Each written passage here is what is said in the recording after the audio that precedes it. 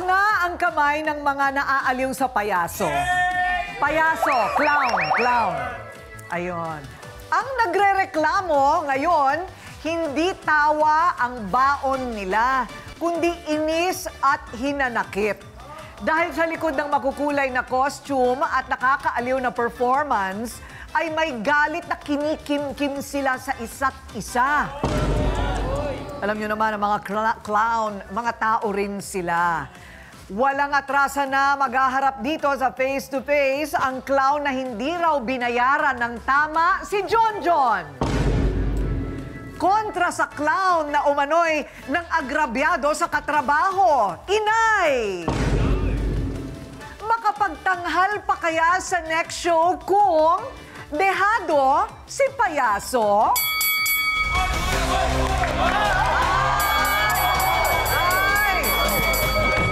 Kapal ang mukha mo! Grabe ah. Ikaw yung gaman sa pera! Gaman ka sa pera! Kuya, mga kuya, kalma muna. Upo muna tayo dito, please. Kusog natin ng onte, ate ko rin. Kasi mabuti. bangs not dead siya dito. Ayusin natin. Yan, para kita Ayan. namin ang iyong mata. Yan. So okay, Jonjon. Nakapayasong costume pa man din kayo, dapat nagpapasaya tayo ng tao. Ano ang problema? So kasing masyado pong gahaman po sa pera. Hindi po parehas magbigay ng TF po. Bakit? Kasi siyang humahanap ng Opo, kliyente. lagi po siyang Siyang humahanap ng kliyente. Opo.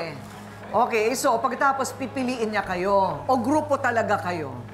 Hindi po, pag lang po, kinukuha niya lang po kami. Kinukuha lang kayo. Magkano ba ang kinikita sa isang party, halimbawa? 2.5 po. Oh, malaki din, ha? Depende po yung salayo. Usapan po namin kasi ng 2.5. O, 2.5 sa bawat isa. Opo. Pwede po, 500 po sa akin. Kadalasan sa party, ilan ang kinukuha ng celebrant? Dalawa po. Mga dalawa, Opo, para dalawa. sa mga bata. Opo. Ayun. Tapos batuhan na kayo ng ng mga gimmick. Opo. Ayun, okay. So kayong dalawa napunta sa isang event. Opo. Anong nangyari? Ang pangako sa'yo, 2.5. 500 po ang sahod ko, ang TF ko po. Pero ang binigay niya lang po, 300 lang po. 500. Hindi. 500. Opo. Pero 300 lang 300 lang binigay. po ang binigay. So ang pinagbabakbakan nyo ngayon ay 200 Opo. piso lang. Bukod pa po rin, mayroon pa rin po yung pati po sa bonus po ng client sa amin. Yung tip po kung tawagin. Magkano yung tip?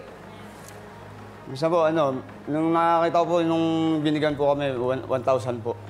1,000? Opo. Okay. Pagkatapos, paano mo alam na binigay yon? Nakita mo? Magkasama po kami nung inabot po sa kanya. Okay.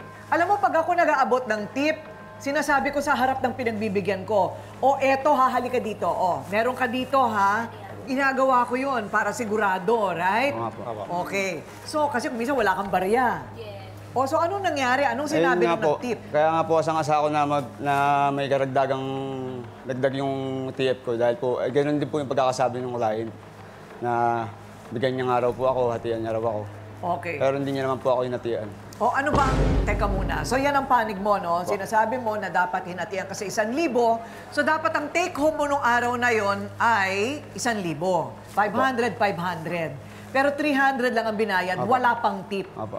Ay, ganon. So yan lang ang pinagkakakitaan mo? Yung pagpapayaso? Hindi po, nag-i-trike din po ako. E-trike. Opo. Ilan ang anak mo? Ano po? 3. 3. Ikaw ilan ang anak mo? 3 rin po.